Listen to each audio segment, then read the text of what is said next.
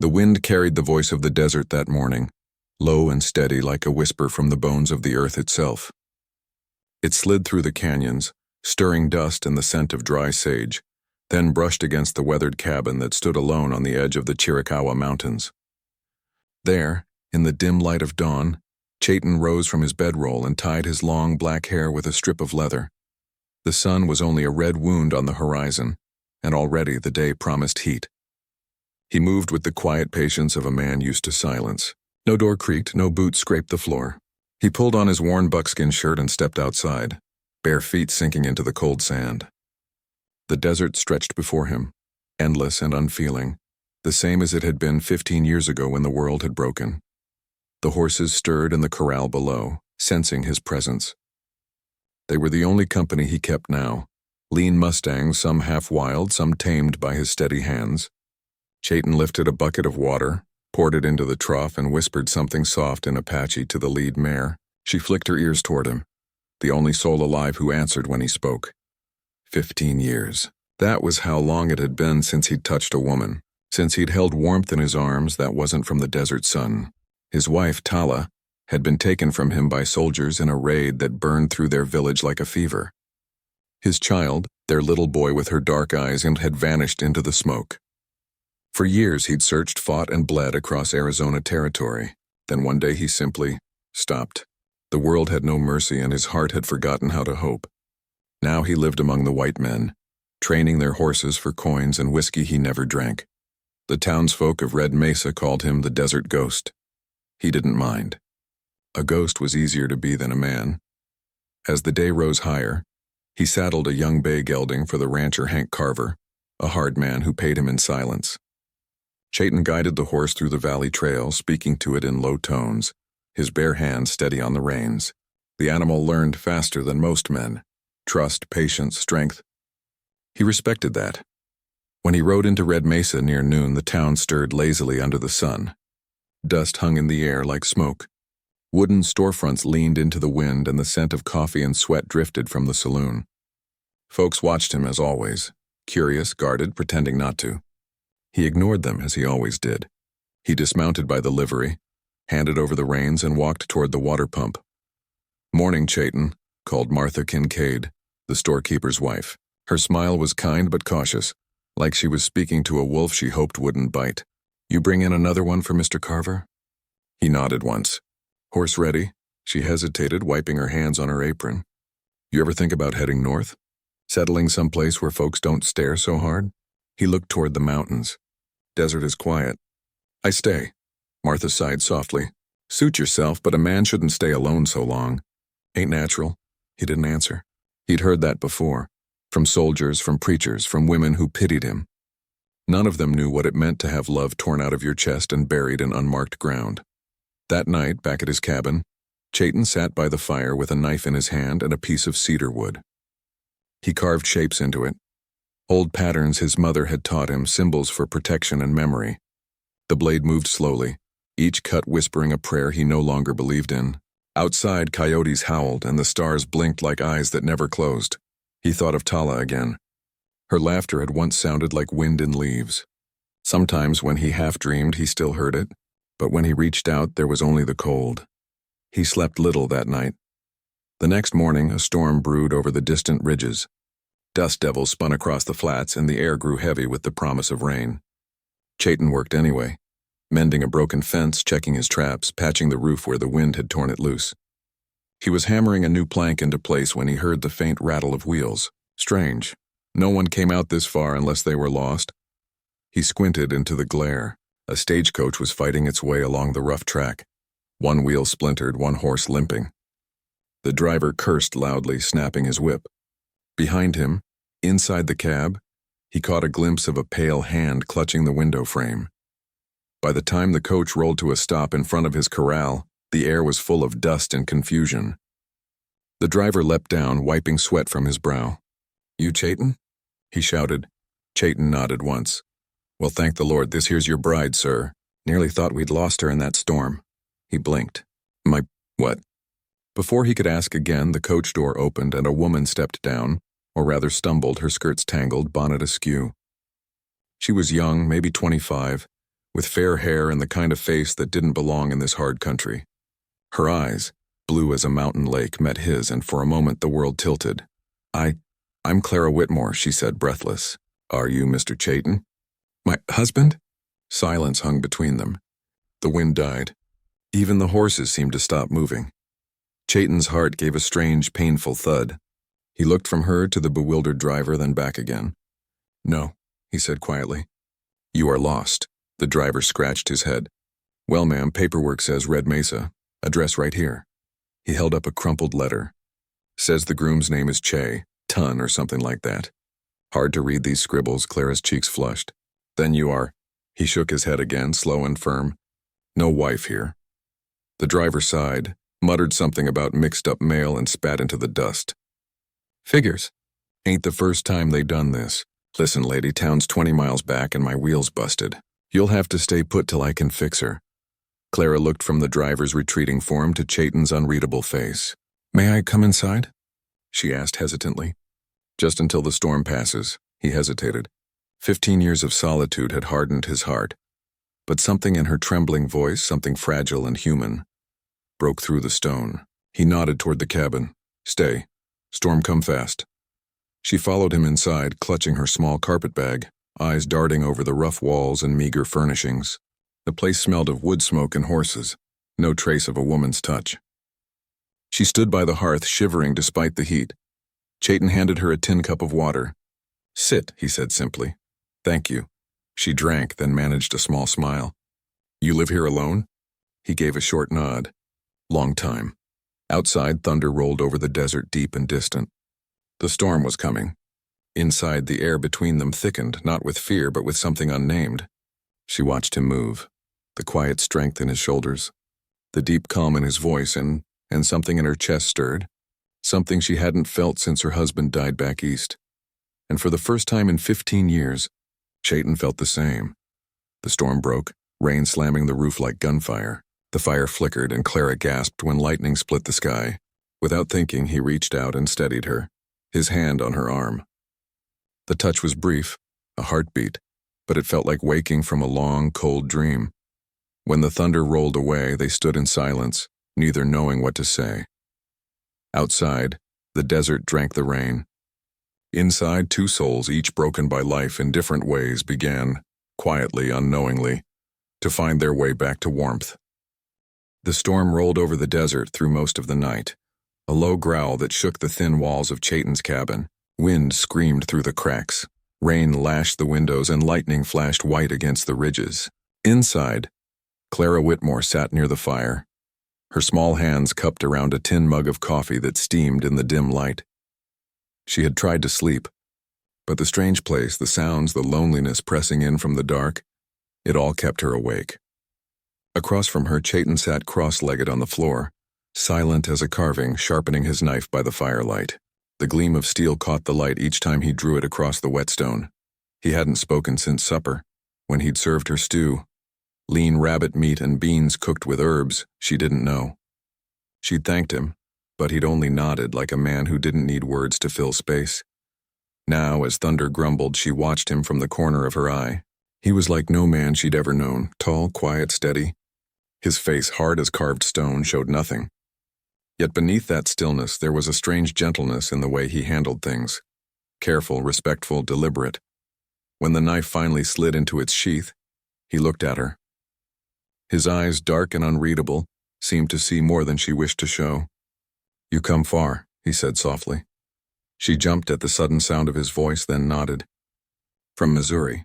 Nearly a month on the road." He tilted his head slightly. "You travel alone?" "No. I joined a mail-order bride company. They arrange matches for women like me." She smiled faintly, embarrassed. "Widows without much left. I was meant to marry a man in New Mexico, but something went wrong. And now I suppose I've arrived in the wrong place." Chayton said nothing. His eyes flickered toward the window, where the rain had slowed to a steady whisper. "I'm sorry for the mistake," she added quickly. "The driver says he'll fix the wheel tomorrow and take me to town. I didn't mean to intrude." "You did not," he said. "Storm brings many things. Some stay, some go." She frowned slightly.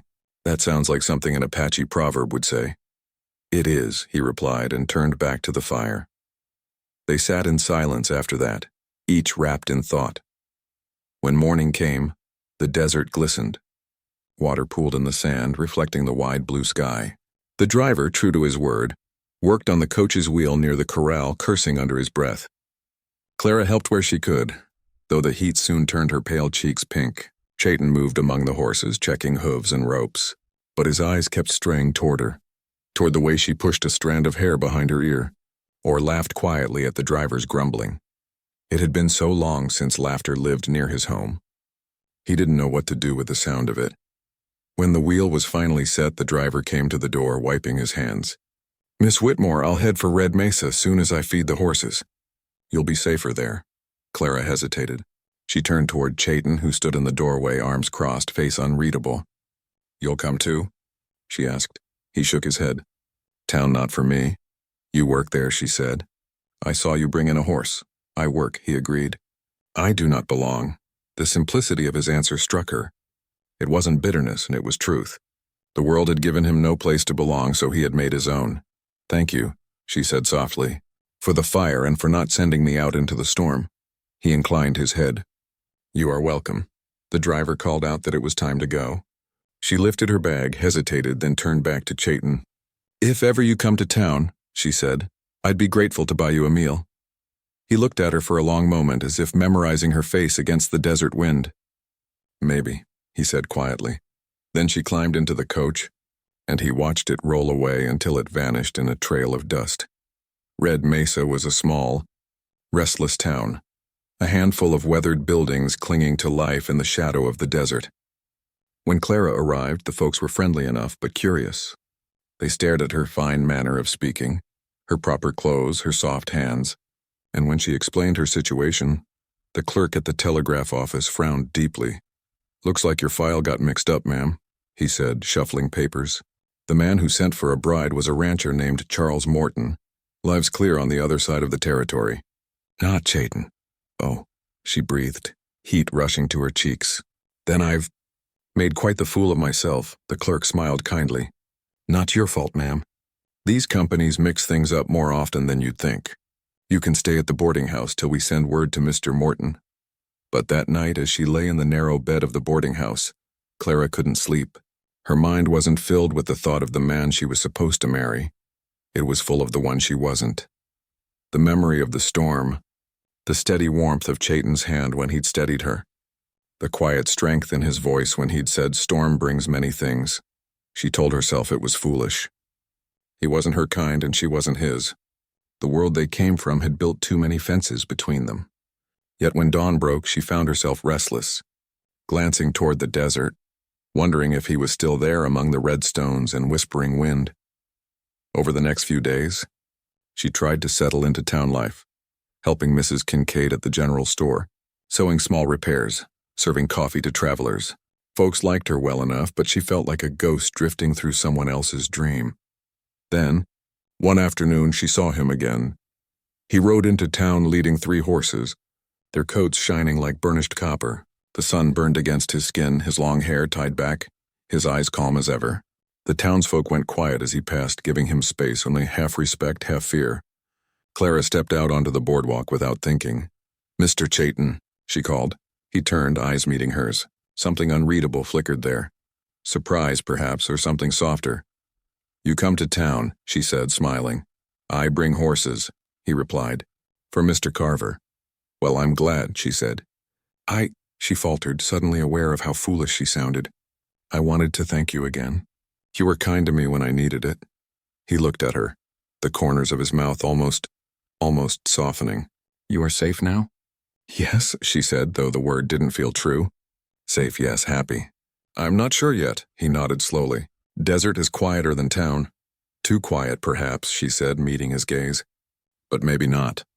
For a long moment, neither spoke. Then a horse whinnied, breaking the spell. He inclined his head respectfully, mounted, and rode away. Clara stood there watching until the dust swallowed him again. That night, in her small room, she found herself writing a letter she never sent. "Dear Mr. Chayton, I have met many men who speak much and mean little. You are the only one I know who speaks little and means everything." She folded the paper, tucked it under her pillow, and blew out the lamp. Some mistakes, she realized, were not accidents at all. Some were invitations from fate, written not in ink but in storm and silence. The sun burned hot and high over Red Mesa the next morning, baking the red soil into dust and gold. From the livery yard to the edge of town, the air shimmered like glass, and only the sound of hammering and horses broke the quiet. Clara Whitmore stood outside the general store, fanning herself with a folded newspaper. A week had passed since she last saw Chayton, and though she told herself she should stop thinking about him, her heart refused to listen. Every shadow that stretched toward the desert seemed to call his name. Every whisper of wind from the mountains carried the faint scent of sage and smoke, and with it, the memory of his dark, calm eyes. She had written to the mail order company twice now. No reply. Perhaps the letter was lost on the road, or perhaps fate had other plans. Either way, she had begun to find a rhythm in Red Mesa, sweeping the store, stitching mended clothes, and helping Mrs. Kincaid bake bread for the townsfolk. But no matter how busy her hands were, her thoughts always drifted east of town, to the lonely cabin at the base of the Chiricahua Ridges. That afternoon, the sky began to change. The wind turned sharp, carrying dust, and the clouds that gathered were dark and low. Storm weather again. Clara hurried to gather laundry from the line when a rider came thundering in from the desert. A familiar figure, tall and sure on a dark horse Chayton. He rode straight for the livery, and before she could stop herself, Clara dropped the basket and ran across the street, skirts whipping in the rising wind. "Mr. Chayton," she called. He turned in the saddle, his expression surprised, though it was hard to tell with him. His face rarely changed, but his eyes did. They softened just enough to make her breath catch. "Miss Whitmore," he greeted, voice low as gravel. "You're back," she said, smiling despite herself. "Another delivery?" He nodded. "Horses for Carver. Storm coming fast." She glanced toward the horizon. The clouds were nearly black now. "You shouldn't ride back in that," she said quickly. "Stay in town until it passes." He hesitated, then gave a slow nod. "One night," he agreed. Mrs. Kincaid, ever the curious soul, offered him a cot in the store's storeroom. By nightfall, the wind had turned fierce, slamming shutters and howling down the empty streets. The people of Red Mesa stayed indoors, lanterns flickering against the storm's roar. Inside the general store, Clara and Chayton sat by the stove, the flicker of firelight casting their shadows against the wooden walls. "You still think of leaving?" he asked suddenly. She looked up, startled. "Leaving?" He motioned toward her folded letters on the counter. "You write to company, to find husband." "Oh," she said, a little embarrassed. "Yes, I wrote." But no answer came. He was quiet a long moment. "Maybe answer not needed." She smiled faintly. "You think so?" He looked at her, eyes steady. Desert gives what is meant to stay. For a moment she could only stare at him. Something in the way he said it, quiet, certain, sent warmth flooding through her chest. The silence between them grew thick, heavy with meaning neither dared name. She tried to change the subject. "You live alone out there?" He nodded. "Many years. Don't you get lonely?" He shrugged, though the answer flickered in his eyes. "Wind talks. Coyotes listen. Enough." "That doesn't sound like enough to me," she said softly. He studied her face for a moment, then looked away. "Lonely is safer," he said at last. "People bring loss." Clara felt the truth of it like a bruise. "And love?" she asked quietly. His gaze met hers again, dark and unflinching. "Love brings both." The wind rattled the walls just then, making the lantern flicker. For a heartbeat, they were two souls adrift in the same silence, one afraid to reach out, the other afraid to stop. When the storm finally eased, the town slept. But Clara couldn't. She lay awake in the back room, listening to the soft creak of floorboards and the sigh of the wind dying outside. She thought of his words. Love brings both. The next morning, sunlight broke over the hills like gold spilled from heaven. The air smelled of wet earth and promise. Chayton was already saddling his horse when she stepped outside. "You're leaving?" she asked. He nodded. "Horses fed. Work done. Will you come back?" He paused, tightening the reins. "Maybe, maybe," she echoed. "You always say that." He glanced at her then, something faint and almost playful in his eyes. "Maybe is safer than yes." Before she could find a reply, he mounted up. "Thank you," he said quietly. "For fire." for words. "You make it sound like I gave you something precious," she said, smiling. He met her gaze. "You did." Then he rode off into the open land where the wind swallowed the sound of hoofbeats and left only dust behind. Weeks passed.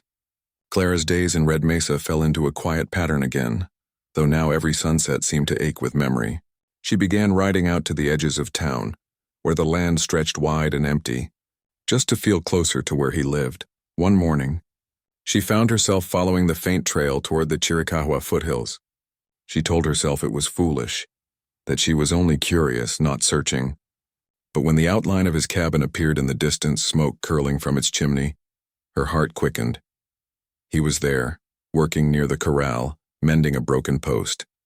When he saw her approach, surprise flickered across his face, then something else. Something like warmth.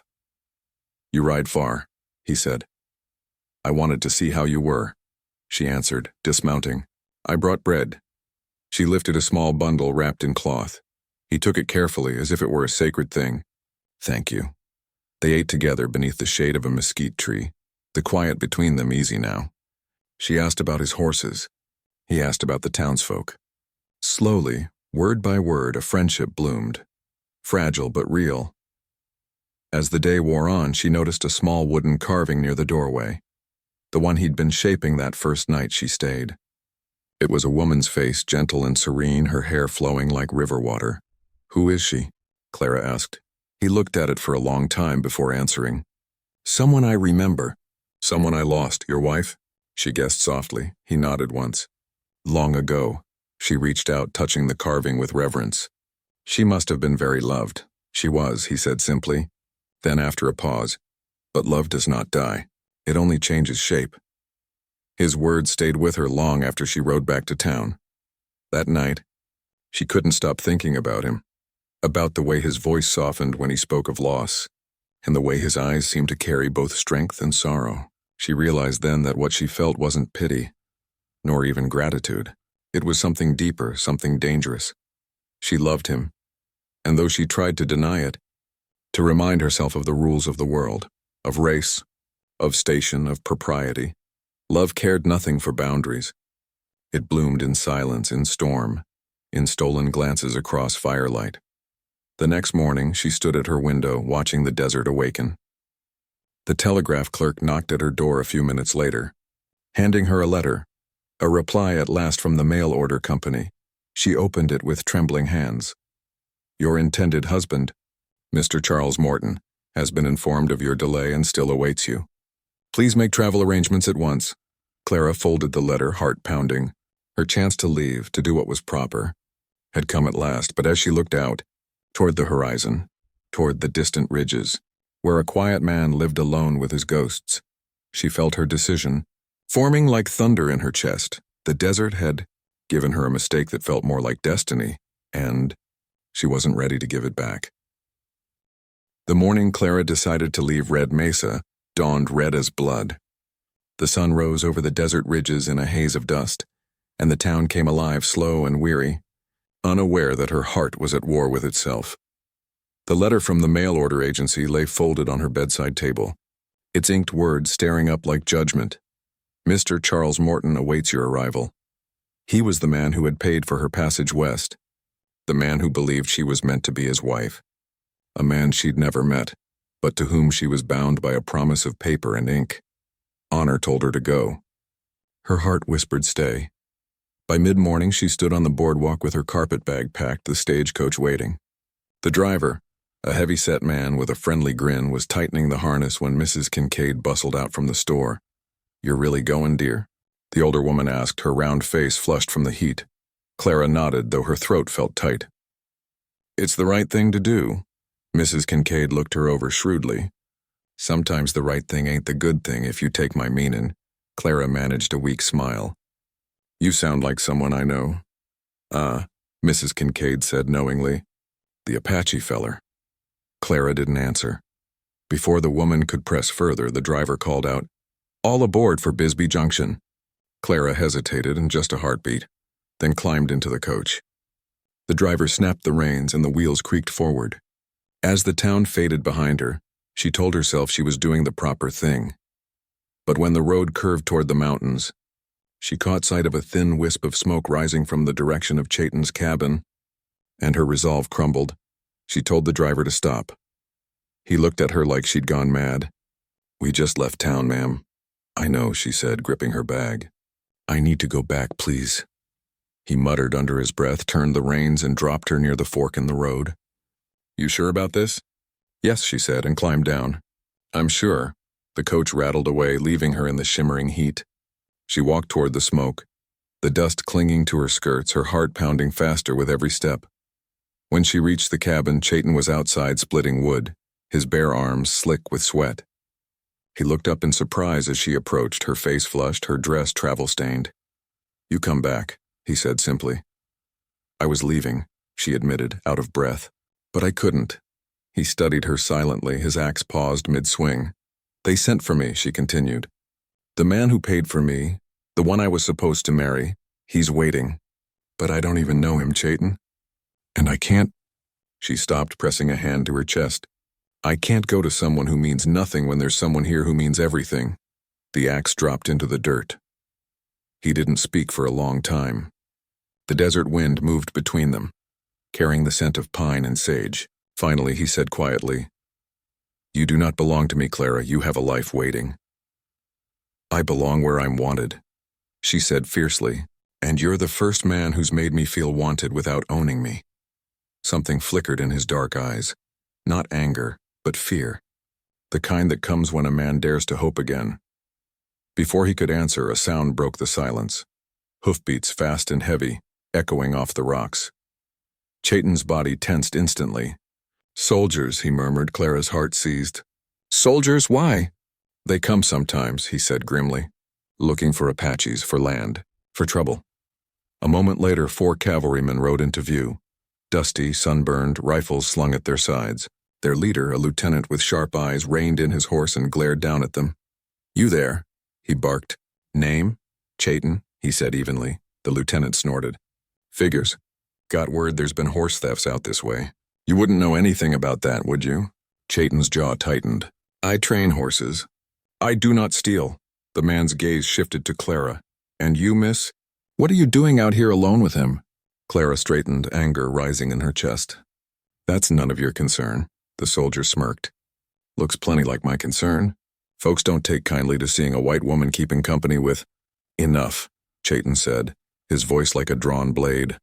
The lieutenant dismounted, stepping closer, hand near his revolver. "Careful, Injun." Clara stepped between them before Chayton could move.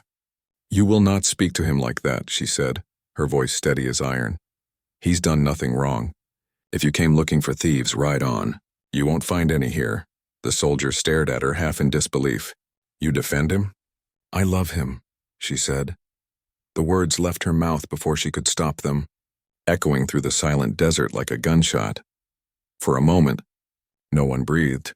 Then the lieutenant's smirk twisted into disgust. "You're a fool, lady," he spat, then turned to his men. "Let's go. Ain't worth the trouble." They rode off, kicking up dust, leaving only the faint jingle of spurs in their wake. When the sound faded, Clara turned to Chayton. He was staring at her, eyes dark with emotion he didn't know how to hide. "You should not have said that," he murmured. "It was the truth," she replied. He shook his head slowly. "Truth can be dangerous." She stepped closer. So can silence. For the first time in 15 years, he let himself reach for someone. His hand found hers, rough and calloused, closing around it with a trembling gentleness. "I do not know how to love again," he whispered, "not after so much loss." "Then let me show you," she said. He hesitated, then pulled her to him, his arms wrapping around her like a man afraid she might vanish with the wind.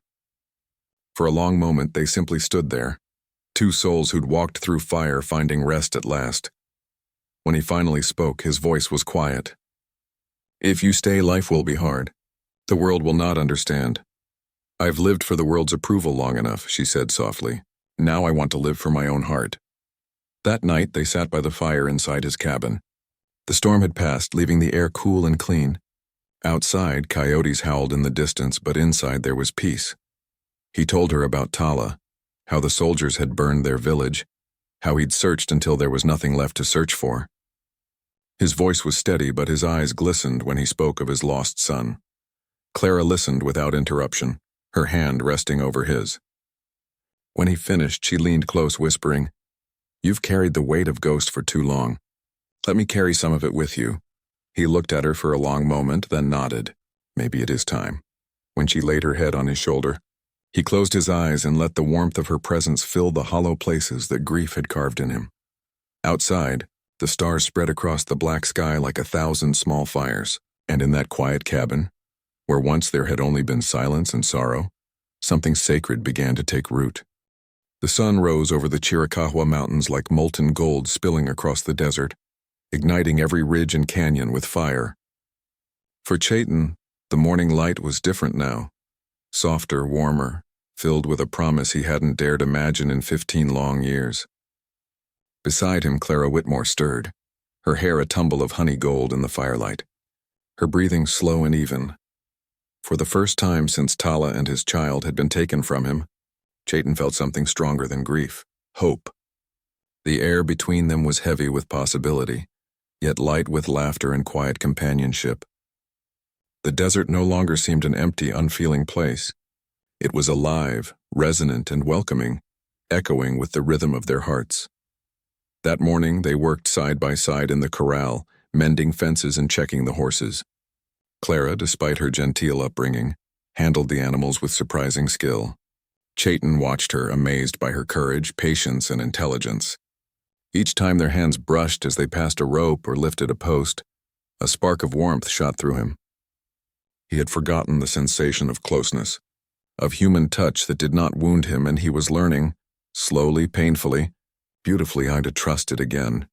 "You've changed since the first day," Clara said, wiping sweat from her brow. Chayton paused, looking at her with a faint frown. "How so?" "You smile," she said, teasing. "Sometimes. You laugh, even a little. It's a dangerous thing for a warrior who hasn't touched a woman in 15 years to laugh." He smiled faintly, shaking his head. "I am not sure if it is dangerous." "Dangerous or not," she replied, "it suits you." The truth in her words made him pause. He had spent years living in the shadow of what he had lost, afraid that any glimmer of happiness was a lie. But standing here beside her, he realized that happiness was not a lie. It was real, and it had chosen him as surely as he had chosen to accept it. Days turned into weeks. Clara had decided not to return east, not to Charles Morton, not to a life of propriety and rules that would have drained her spirit. Instead, she made her home with Chayton in the cabin at the base of the mountains. Together they carved a rhythm out of the harsh desert life, feeding the horses, tending the small vegetable patch she insisted on planting, mending fences and sharing stories beneath the stars. At night, they would sit by the fire, Clara reading aloud from books she had brought with her, and Chayton listening, sometimes translating the passages into Apache, sometimes offering quiet reflections of his own. In those moments, the world outside the cabin, the violence, the prejudice, the endless struggle, faded, leaving only the two of them, bound together by more than circumstance. One evening, after the sun had set and the stars had begun to pierce the indigo sky, Clara leaned against Chayton's shoulder. "Do you think it will last?" she asked, her voice soft, almost a whisper. He didn't answer immediately. His hand rested on hers, rough and calloused, yet gentle as a feather. "I do not know," he said finally. "The world is cruel and life is never easy. But what we have here, this is real. I know it because I did not believe I could feel again, and now I do." Her heart swelled with something fierce and unstoppable. She turned to him, brushing her lips across his cheek, then, slowly, letting her hand rise to cup his jaw. The moment stretched, fragile and infinite, before he leaned in, their foreheads touching, sharing a breath of life and warmth and hope. The Apache warrior, who had not touched a woman in 15 years, finally allowed himself to close the distance. Their lips met in a kiss both hesitant and fervent, the culmination of months of longing, trust, and unspoken understanding. In that embrace, past sorrows and present fears melted into the desert wind, leaving only the fierce, blazing light of love. The weeks that followed were filled with quiet adventure. Chayton taught Clara to ride through the rough desert trails, to track the wild game that wandered the mesas, and to handle a rifle when needed.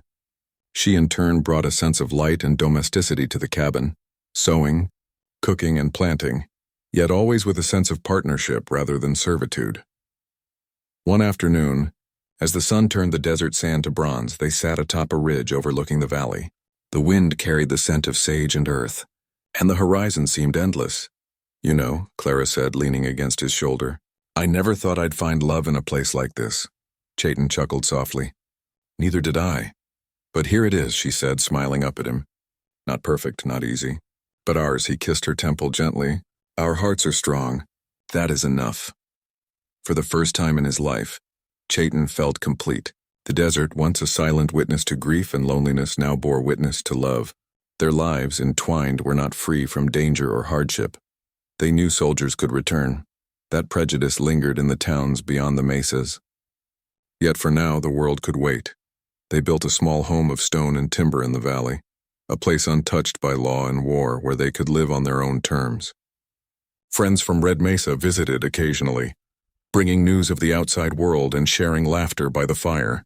Horses roamed the pastures, tended by hands that loved them as much as they loved each other. And each night, when the desert cooled and the stars burned high, Chayton and Clara would sit side by side, holding hands and whispering to the wind. "You are mine," she said softly, tracing his scarred forearm.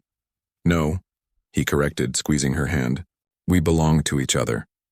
The words, simple and true, became their mantra, repeated beneath the vast sky until the desert itself seemed to approve. One evening, months later, as the sky bled orange and red, a traveler approached from the distant ridge. Clara tensed at first. News from the world beyond could never be good. But Chayton merely squinted at the figure, calm as ever. It was the driver from the stagecoach, dusty and sunburned. He tipped his hat, smiling. "Miss Whitmore?" "Yes," she said, cautious. "Well, the word spread back east that you're not with Mr. Morton. Folks said you were missing. Thought I'd check." Clara laughed softly, the sound like bells in the wind. "I'm not missing. I'm exactly where I'm supposed to be." The driver nodded knowingly. "Figures. You always were the stubborn type." Chayton said nothing but placed a hand lightly on her back. The gesture spoke volumes. The choice had been hers and hers alone, and she had chosen love, danger and freedom over propriety and obligation. That night, under a sky of infinite stars, Clara leaned against Chayton's chest, feeling the steady beat of his heart. The desert wind sang around them, carrying stories of the past, present, and future. The Apache warrior, who hadn't touched a woman in 15 years, had found love again. A love that was fierce, tender, and enduring. Together, they would live by their own rules, shaping life in the red dust. The desert, which had once been a tomb of sorrow, now held the promise of joy, passion, and hope. And in that endless horizon, in the quiet moments between sun and moon, Chayton and Clara discovered a truth that would last a lifetime. Love, when it arrives, and even by mistake, is never wrong. Their hands intertwined, fingers laced like roots in the soil. They watched the sunset paint the mesas gold. The world beyond might judge, might whisper, might threaten. But here, in the red dust and under the eternal sky, they had found home. And that was enough.